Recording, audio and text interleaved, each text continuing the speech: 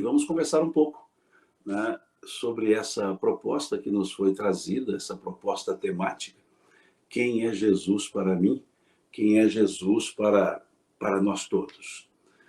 Eu sinto-me muito honrado em participar desse momento e poder, mesmo que em pequena dimensão, conversar um pouco sobre essa ideia, sobre esse tema. Quem é Jesus para mim? Kardec nos coloca no Evangelho, segundo o Espiritismo, que as matérias contidas nos evangelhos podem ser divididas em 5 partes: os atos comuns da vida do Cristo, as palavras que serviram para o estabelecimento de dogmas, os milagres, as predições e o ensino moral. Nos fala ele que dessas 5 partes, as 4 primeiras sempre foram motivos de controvérsias. Mas a última, a moral, diz ele que essa é inatacável. Quando assim ele coloca, ele nos fala, nos mostra que nós temos 2 prismas para observar, para analisar Jesus. 2 prismas. Nós temos um prisma que é o prisma das controvérsias. Os atos comuns da vida do Cristo. Nasceu em Belém, nasceu em Nazaré, tinha irmãos, não tinha irmãos. Os milagres, Jesus fez milagres, não fez milagres, o que ele fez não era milagre, o que ele fez era milagre, não, o que ele fez está previsto nas leis de Deus, só que nós não conhecemos. As palavras que serviram para estabelecimento de dogmas, Jesus era Deus, não era Deus.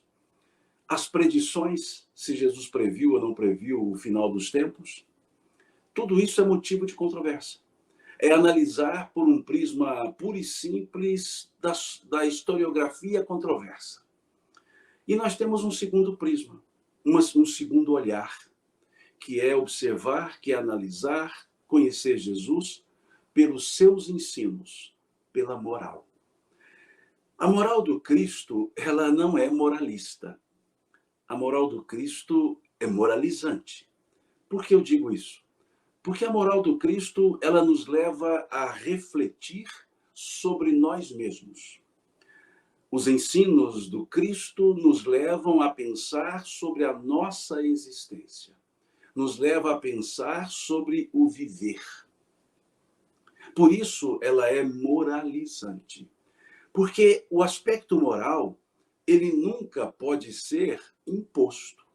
Moral não é uma regra determinada por outra pessoa. Moral é justamente a minha própria reflexão sobre a minha conduta. Moral é o proceder dentro de princípios e valores, valores condignos, valores que possam contribuir para uma vida social, uma vida em sociedade melhor, para uma convivência melhor. Então, o Cristo não nos impôs uma moral, nos trouxe uma sequência de ensinos. Palavras de vida eterna, como falou para ele o apóstolo Pedro. Quando Jesus dizia a eles que era necessário voltar, ele disse, é necessário que eu volte, porque se eu não for, o Consolador não virá. Pedro diz a ele, Senhor, se tu fores, com quem nós ficaremos? Pois só tu tens as palavras de vida, só tu tens as palavras de vida eterna. Esse é o Cristo pelo prisma dos seus ensinos. Esse é, efetivamente, o Cristo, do sentido grego da palavra Christos, o ungido, o esperado, o mensageiro. É esse o prisma que nós devemos buscar para conhecermos Jesus. Podemos olhar sobre Jesus pelo prisma histórico. Nasceu numa data, viveu materialmente, corporalmente em um período, desencarnou em uma outra data. Mas a figura do Cristo, ela é atemporal. essa forma de observar Jesus, o Cristo, pelos seus ensinos, não cabe em um tempo, é para todos os tempos, para quaisquer tempos, porque são ensinos perenes, não são ensinos circunscritos a uma pessoa, a outra pessoa, não, são ensinos perenes, são ensinos para a vida toda. E é essa justamente a forma, a figura que os benfeitores espirituais nos trouxeram. Quando perguntados, questão 625 do Livro dos Espíritos, qual é o tipo mais perfeito que Deus ofereceu ao homem para servir de guia e modelo para a humanidade? Eles então disseram: Jesus. Vede Jesus. Percebamos que Jesus é para nós um modelo e um guia. Vejamos a pergunta: qual é o tipo mais perfeito que Deus ofereceu ao homem para servir de guia e modelo para a humanidade? O que é guia? Aquele a quem seguimos. O que é modelo? Aquele a quem copiamos. Então, Jesus é para ser seguido e para ser copiado. Como seguir a Jesus? Pelos seus ensinamentos. Como copiar Jesus? Pelos seus exemplos. Pelos seus exemplos. Jesus ensinava fazendo. Jesus fazia ensinando. Ensinava fazendo. Fazia ensinando. Tudo nele era um ensinamento. Tudo em Cristo era um ensinamento. Até os atos aparentemente comuns eram ensinamentos. Suas palavras eram pensadas.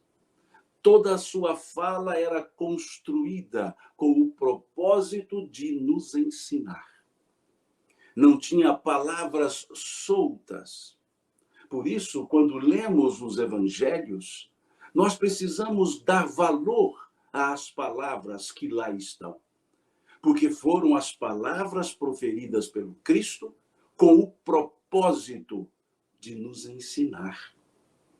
Então, cada palavra, cada verbo, cada pronome tem a sua função. Tem o porquê de estar ali escrito. Tem o porquê de ter sido dito. Até mesmo a expressão ou as expressões que os evangelistas utilizam.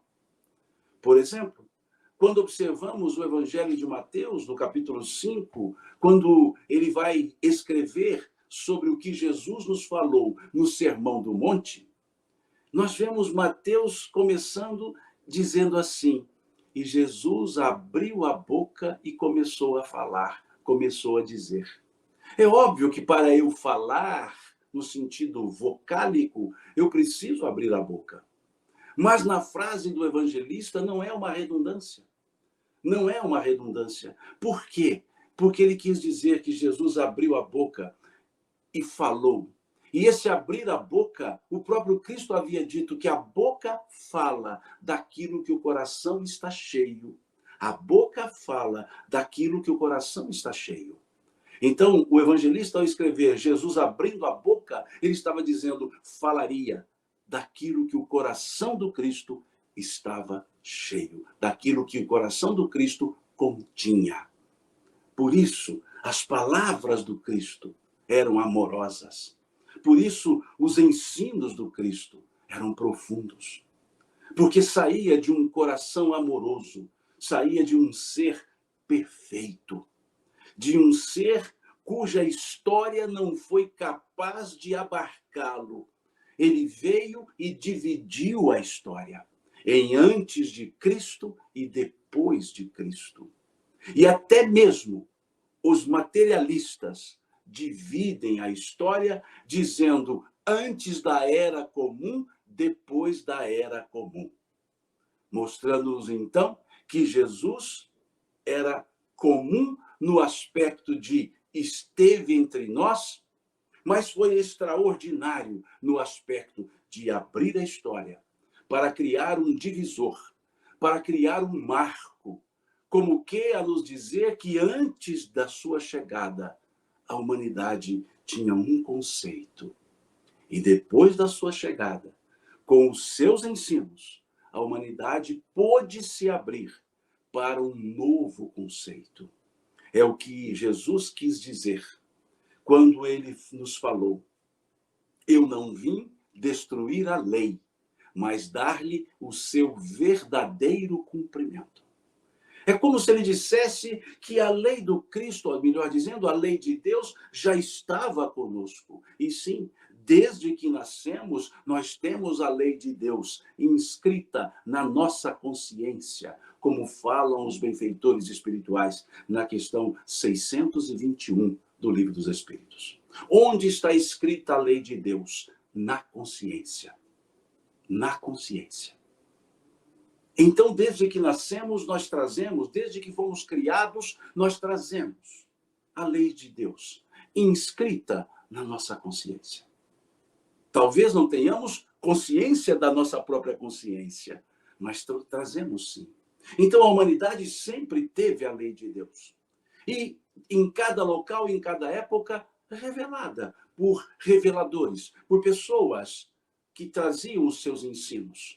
Alguns falando efetivamente de Deus, outros falando de um ser superior, outros falando apenas de uma essência da vida. Mas traziam e trouxeram, em muitas eras, os ensinos de Deus. Ou, melhor dizendo, a lei de Deus. A lei de Deus que foi criada por Ele para a nossa felicidade. Como falam os benfeitores espirituais, respondendo à questão 614 do Livro dos Espíritos. Quando se pergunta aos benfeitores espirituais o que se entende por lei natural, e os espíritos responderam: é a lei de Deus, única e verdadeira para a felicidade do ser humano, do homem, era a linguagem da época. Ela lhe indica o que deve ou não deve fazer, e o ser humano, o homem, só é infeliz quando dessa lei se afasta. Quando dessa lei se afasta. Então, quando Jesus nos disse: eu não vim destruir a lei, mas dar-lhe o seu verdadeiro cumprimento, ele estava nos dizendo que a partir dele nós entenderíamos melhor a lei de Deus. Porque ele não a ensinaria com os lábios, ele a demonstraria com as atitudes, com o jeito de ser, com o jeito de viver. Por isso, ele dividiu a história. Por isso, a história teve que se abrir, porque ele foi não um dos marcos, ele foi o marco. Ele foi o marco. Ele foi o tipo perfeito que nós recebemos, que aqui se encarna para nos dar o roteiro de uma vida. O roteiro de uma vida perene.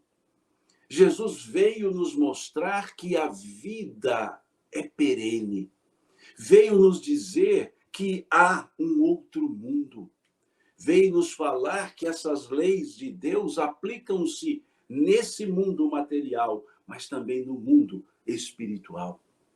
Que o reino efetivo, a pátria verdadeira, é o reino espiritual. Como ele foi nos dizer: meu reino não é deste mundo. Falando-nos da transitoriedade da vida material. Falando-nos da importância dessa vida corpórea, mas dizendo-nos que ela é transitória. Que ela tem, sim, a vida corporal, um marco de chegada, um marco de saída. Ou seja, pelo nascimento aqui chegamos, pela morte daqui saímos. Mostrando-nos que a morte não é uma partida, a morte é um retorno. Retorno ao mundo de onde viemos.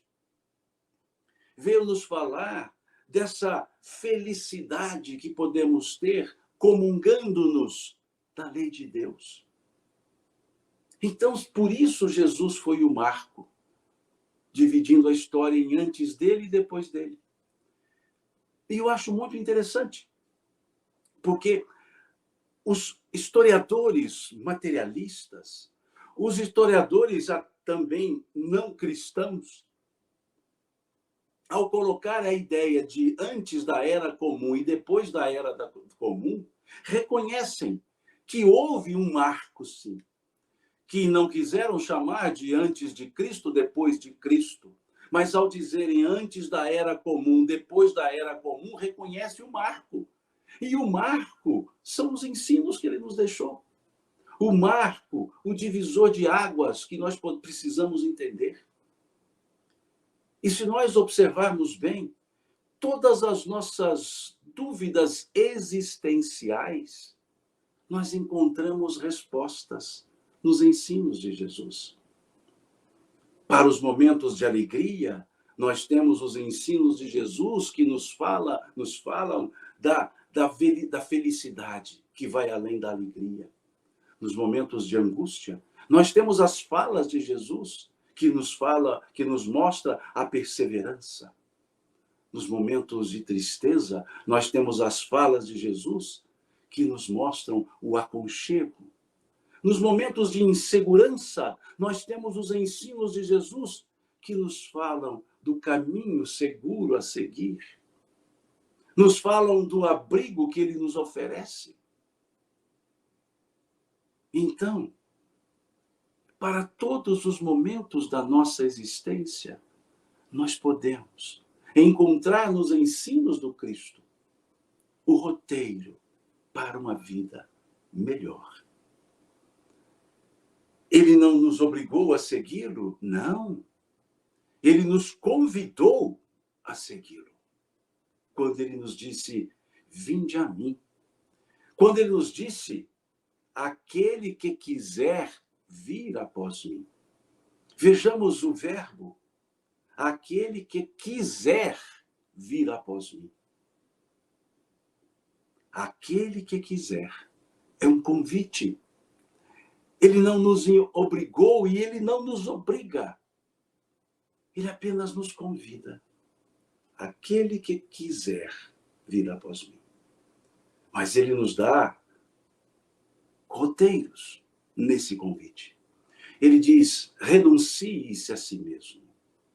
Aquele que quiser vir após mim, renuncie-se a si mesmo. O que é renunciar-se a si mesmo? Não é um autoabandono. O renunciar-se a si mesmo é o personalismo que precisa ser trabalhado, entendido. Nos mostrando que para segui-lo, nós não podemos ser egoístas. Nós não podemos nos achar como únicos viventes da terra. Nós temos que perceber que seguir a Jesus também é enxergar as outras pessoas, percebê-las como nós somos, pessoas que precisamos umas das outras. Quando ele nos disse renuncie-se a si mesmo, é para que deixemos de lado a prepotência, para que deixemos de lado o orgulho, que nos afasta das pessoas, que nos distancia desse elemento importantíssimo das nossas vidas, que é a convivência, que é estar com as pessoas para dividirmos os nossos conhecimentos, os nossos sentimentos. O renuncie-se a si mesmo é um alerta para que olhemos que nós não somos autônomos, que nós não nos bastamos a nós mesmos. Ele que foi o tipo perfeito, vivia ladeado de pessoas. Tinha os seus amigos, como ele mesmo foi enaltecer o valor da amizade. Quando ele nos disse, já não mais vos chamo servos, porque o servo não sabe o que faz o seu senhor. tenho-vos chamado amigos, pois tudo quanto aprendi do meu Pai vos tenho dado a conhecer. Vejamos que frase belíssima. Ele nos chamar por amigos. Ele enaltecer a amizade, não o coleguismo do trabalho, da escola, da vizinhança. Não, a amizade. A amizade é um sentimento profundo que nos une. A amizade é um sentimento amoroso, afetuoso, que nos permite sentirmos-nos uns aos outros, percebermos-nos uns e outros. É isso que significa o renuncie-se a si mesmo. É perceber que esse convite que o Cristo nos fez, aquele que quiser vir após mim, renuncie-se a si mesmo. Ele deixa claro que é para irmos após ele, aquele que quiser vir após mim. O que significa isso? Ele deve estar à frente, e não nós, à frente dele. Quantas pessoas querem se colocar à frente do Cristo? Quantas pessoas querem se colocar na frente como que orientando o próprio Cristo? Quantas pessoas colocam palavras na boca do Cristo? Querem interpretá-las ao seu modo, para os seus próprios interesses, atender aos seus próprios interesses. E Jesus foi nos dizer que não, que ele é que é o nosso modelo, que ele é que é o nosso guia, que ele é que é efetivamente o nosso mestre. É isso que significa ir após ele. É perceber que ele já transitou no caminho, que ele já percorreu o caminho e sabe o caminho que nós precisamos percorrer.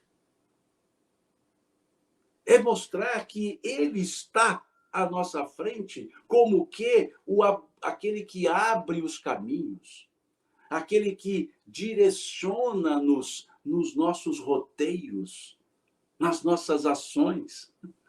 Isso é o vir após mim na fala do Cristo, na fala de Jesus. Por isso nós percebemos, quando ele nos foi falar, nos disse: eu sou o caminho, a verdade e a vida, ninguém vem ao Pai senão por mim. Vejam, ninguém vem ao Pai. Algumas vezes há uma tradução dizendo ninguém vai ao Pai. Mas há diferença entre vir e ir. Quando ele dizia ninguém vem ao Pai senão por mim, significa que ele já estava no Pai. Por isso o verbo vir. Ninguém vem ao Pai.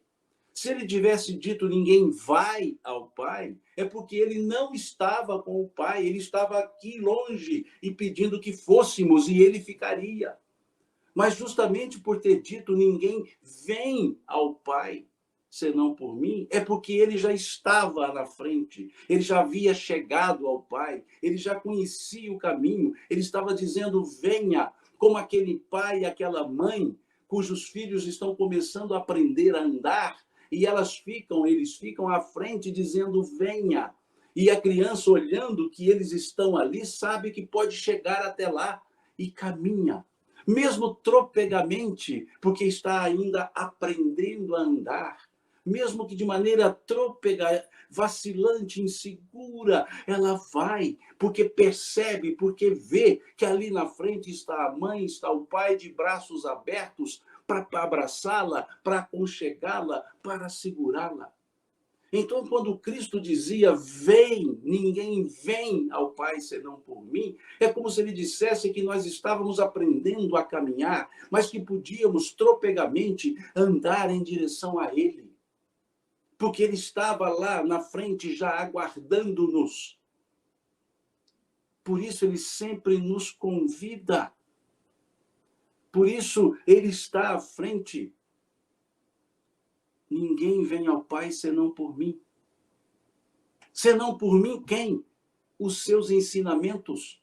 Porque os ensinamentos de Jesus são a chave que nos abre essa porta para entendermos o Pai. Como ele, Jesus mesmo disse, quem a mim me vê, vê o Pai. Não porque ele e o Pai eram a mesma pessoa, mas porque quem percebia os seus ensinos percebia o próprio Pai. Quem percebia os seus ensinamentos, os seus exemplos, perceberia o próprio Criador. Porque ele, aqui na Terra, foi a expressão do próprio Criador. Na linguagem do evangelista João, Jesus foi o Verbo. Jesus foi o Verbo do Pai. Como bem escreveu o evangelista, logo no introito do seu evangelho, logo no primeiro capítulo, no princípio era o Verbo. O Verbo estava em Deus, o Verbo era Deus. Tudo que foi feito por causa do Verbo. Ou seja, o Logos, a palavra. Tudo que foi feito por causa do Verbo. João estava se referindo ao Gênesis bíblico, àquela parábola da criação.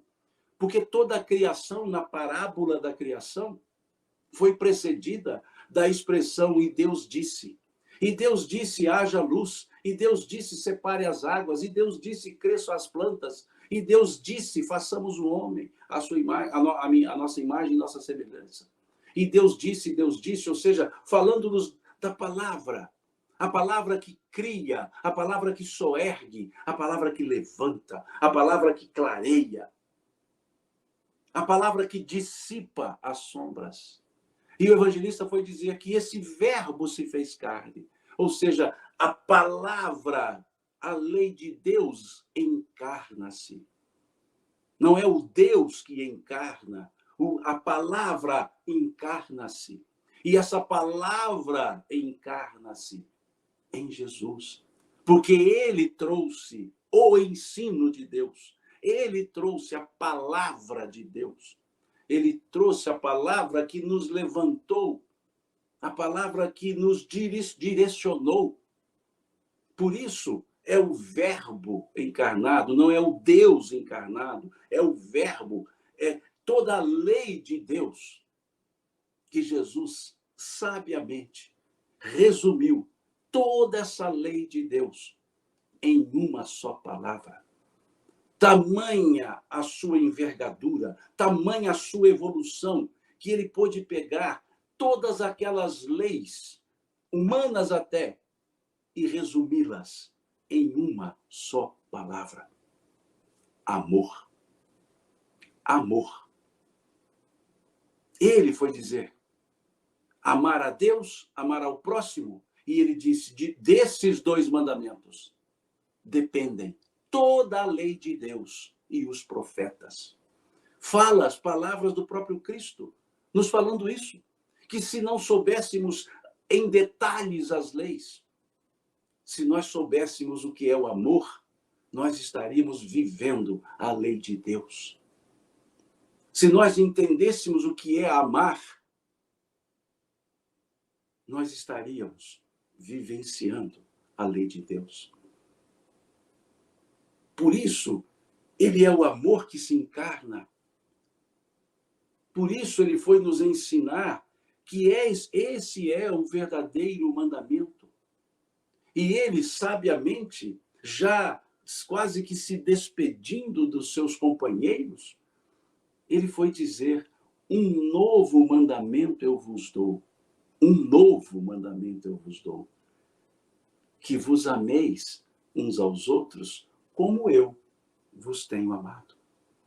O amar uns aos outros não era o ensino do Cristo, porque já estava escrito na lei. Amarás o Senhor teu Deus, amarás o próximo. Já estava na lei amar o próximo. Então, qual era o novo mandamento?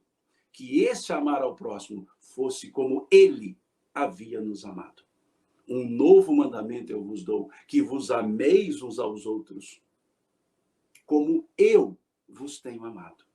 Esse era o novo mandamento, que nós colocássemos a dimensão do amor para entendermos o amor, que observássemos como ele amava as pessoas. Jesus não fazia acepção de pessoas. Jesus não escolhia uns em detrimento de outros. Ele convivia com todos. Ele convivia com todos.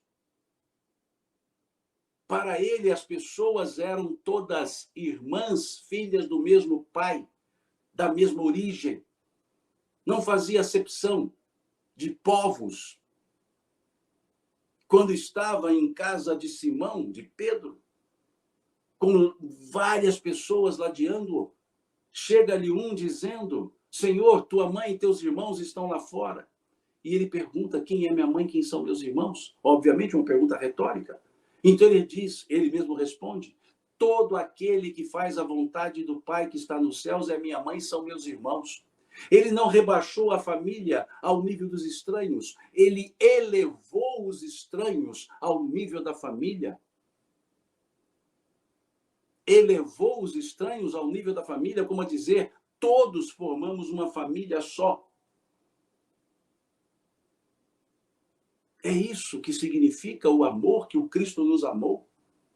Ele não dividia a humanidade em religião A, religião B, povo A, povo B. Ele a todos acolhia. Ele nunca perguntou a nacionalidade de ninguém para poder atender. Ele foi nos mostrar que a nossa relação com Deus é uma relação íntima, é uma relação que não precisa de intermediários outros. Quando ele conversava com a mulher samaritana, em um momento épico da sua presença na terra, conversava com uma mulher samaritana. A mulher, naquela época, não era reconhecida como uma cidadã. Naquela época, não se dialogava com uma mulher, porque ela não seguia a lei. Não, melhor dizendo, ela não tinha o direito sequer de estar no templo, na área mais central do templo.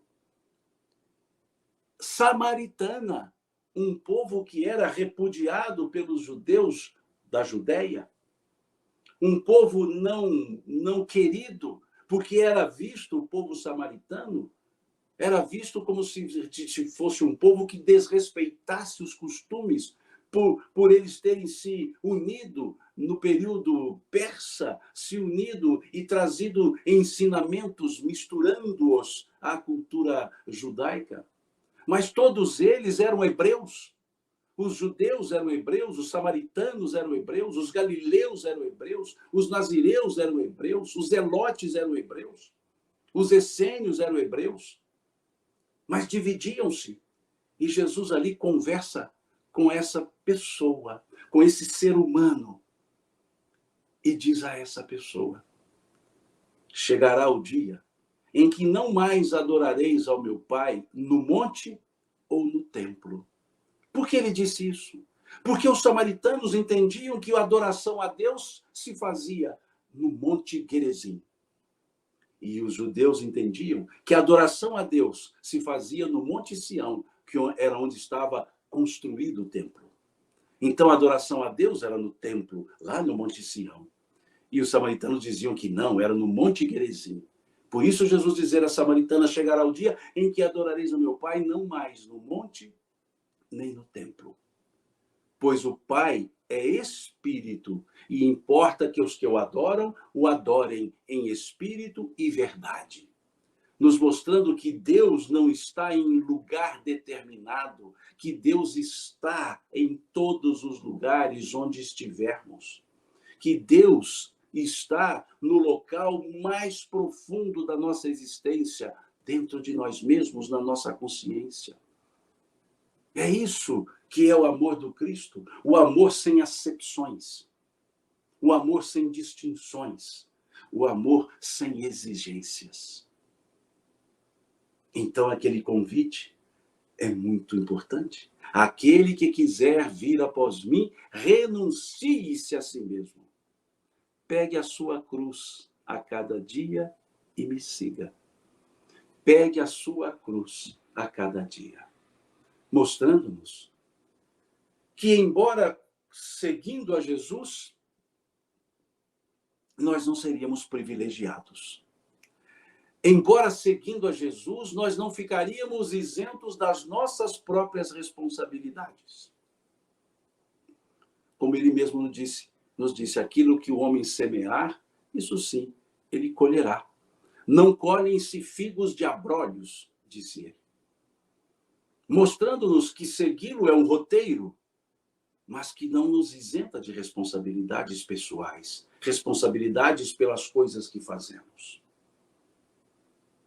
Nos ensina a fazer as melhores coisas para as melhores consequências, mas nos dá a liberdade de agir, nos dá o livre-arbítrio. Entende Jesus que nós temos sim os nossos defeitos, mas entende Jesus que defeitos são vencidos com virtudes. Ele nunca lutou contra defeitos, ele sempre propagava as virtudes. Um ser que compreendia perfeitamente a essência do ser humano. Ele escolhe as pessoas para estarem com ele, desculpe-me. Ele escolhe as pessoas dizendo que já as conhecia. Ele disse, não fostes vós que me escolhestes, eu vos escolhi a vós. Porque antes que o mundo fosse, eu sou, disse ele. Como a nos dizer, antes de vocês serem criados, eu já existia. Antes de vocês estarem aqui, eu já existia. E já conheço vocês. Sei quem vocês são. E ele escolhe várias pessoas, mas 12 ele as nomina. Ele as convida, 12 pessoas. Chamando-as para estar com ele e seguir com ele. E aí nós podemos dizer, as 12 melhores pessoas. Pensemos. Dos 12 que ele escolhe, um nega, um trai e todos fogem quando ele foi preso. Olha que turma boa.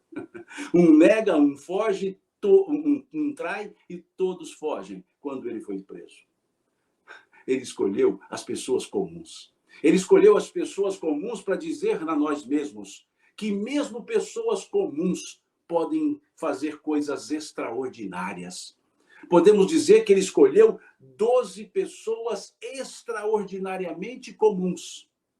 Parece um paradoxo, mas ele escolheu 12 pessoas extraordinariamente comuns para dizer que nós também erramos, para dizer que nós cometemos equívocos, mas que, apesar disso, ele confia no nosso crescimento. Ele nos dá a oportunidade de seguir novamente. Ele nos falava sempre de atitudes novas.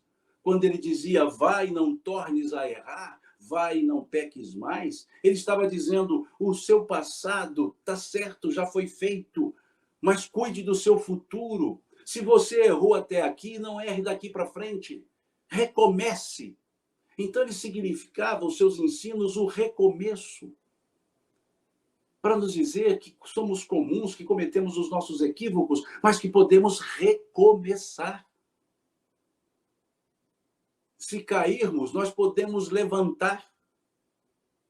É essa a ideia.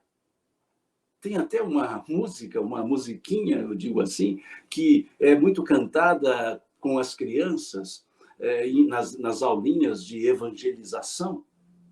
Obviamente, eu não vou cantar aqui em respeito a vocês, mas a letra da música diz assim, dê um sorriso só, sorriso aberto, cheio de amor. Quem tem Jesus gosta de cantar, está sempre sorrindo mesmo quando não dá. Tropeça aqui, cai acolá e de novo levanta e continua a cantar.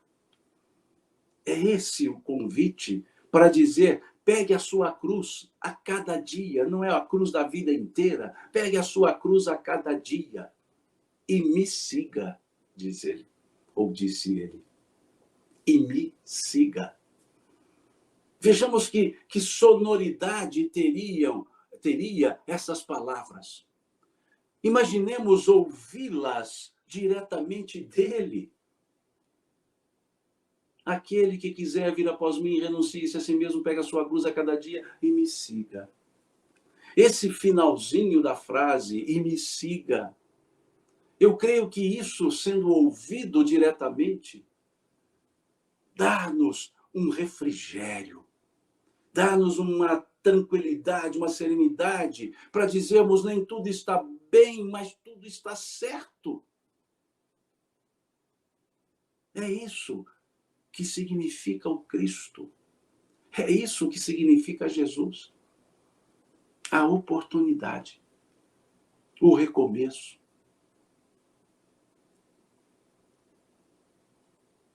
Por isso ele é o modelo, por isso ele é o guia. Por isso ele dividiu a história. Por isso ele nos mostrou uma nova maneira de viver, de nos reconstruir. Deixou as suas palavras. Muitas pessoas dizem: mas como isso você pode dizer que Jesus dividiu a história se ele foi crucificado? Porque ele, Jesus, havia dito, lá no evangelista João, o evangelista João coloca isso com muita precisão. Tenho-vos dito isto para que em mim tenhais paz. No mundo tereis aflições, mas tende bom ânimo, eu venci o mundo. Lá no capítulo 16 do Evangelho de João, versículo 32. Eu venci o mundo. E muitos dizem: como venceu o mundo se morreu pregado numa cruz? Venceu o mundo, sim. Tanto venceu que estamos falando dele hoje, 2000 anos depois, que o corpo foi pregado em uma cruz. Mas ele continua mais vivo do que nunca, porque as suas palavras ecoam até hoje, reverberam até hoje. Então, sim, ele venceu. E ele nos pediu: tende bom ânimo. Ânimo, vida, alma, animos. Tende bom ânimo. Vençamos os nossos maus pendores, se assim quisermos colocar. Vençamos a nossa falta de boa vontade. Vençamos o nosso comodismo. Coloquemo-nos à disposição para ser útil, para servir. Como todos aqueles que conviviam com ele se colocavam prontos a servir. Se colocavam para ser úteis. Então é isso. É isso que significa Jesus. É isso que nós queremos. E por fim, o acalento maior que ele nos dá quando se coloca sempre conosco. Quando ele nos fala: não vos deixareis órfãos. Quando ele nos fala: eu sou o bom pastor, e o bom pastor cuida das suas ovelhas. Quando ele nos fala: não se turbe o vosso coração, crede em Deus, crede também em mim. E quando ele nos fala: vinde a mim, todos vós que estáis cansados e fatigados, e eu vos aliviarei. Tomai sobre vós o meu jugo e aprendei de mim, que sou manso e humilde de coração. E encontrareis refúgio para as vossas almas. Pois leve é meu fardo e suave é o meu jugo. Uma frase que nós devemos tê-la ecoando na nossa mente, no nosso coração. Principalmente nos momentos que achamos que não há soluções. Principalmente nos momentos que nos sentimos na angústia maior. Vinde a mim, disse o Cristo. Todos vós que estáis cansados, fatigados, e eu vos aliviarei. É um alívio estar com Cristo. Tomai sobre vós o meu jugo. O que é jugo? Jugo é aquilo que Aqui em Minas, chamamos de canga. Jugo é um objeto, um instrumento que se coloca nos bois carreiros, naqueles bois que puxam o carro de boi. É colocado e é leve, porque é madeira, e esse jugo é o que direciona, o caminho, é que direciona o roteiro daqueles animais que ele chama de bois carreiros, os animais que puxam o carro de boi. Então, quando Jesus disse, o suave é meu jugo, ele quer dizer que o que nós carregamos para nos direcionar, que são os seus ensinos, não é peso, é um direcionador leve.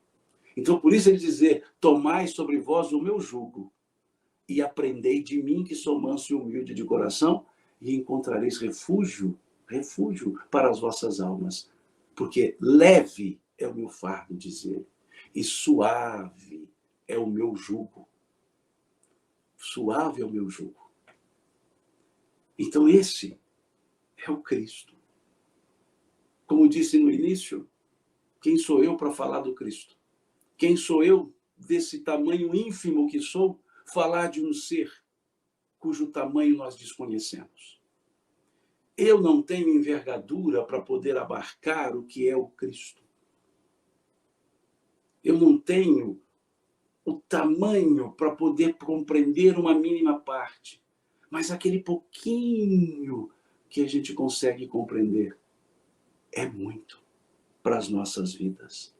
É o bastante para a nossa existência.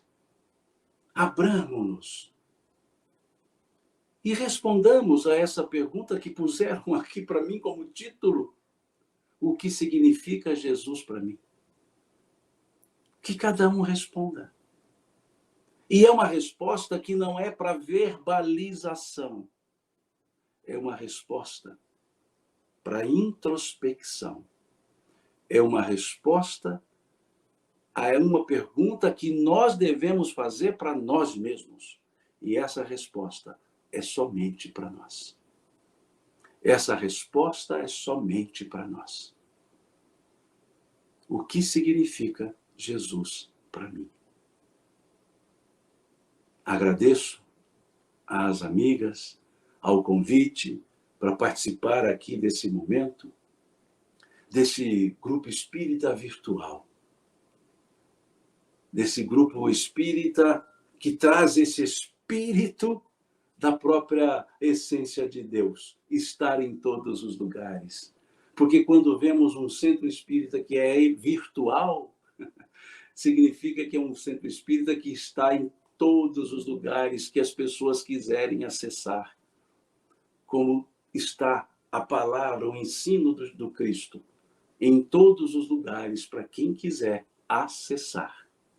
Então, muito obrigado por esse convite para estar aqui com vocês nessa manhã de sábado, ou nessa tarde de sábado, dependendo de onde estiverem as pessoas. As que estão lá na Europa já é tarde de sábado, as que estão no Extremo Oriente já é noite de sábado, e as que estamos aqui, manhã de sábado. É interessante que a palavra, o ensino de Jesus, ele não é temporalizado. No mesmo momento, ele é feito pela manhã, pela tarde e pela noite, no mesmo momento. É interessante percebermos isso. O que é uma atemporalidade, que é um presente, um eterno presente. Muito obrigado, e eu volto a palavra a vocês.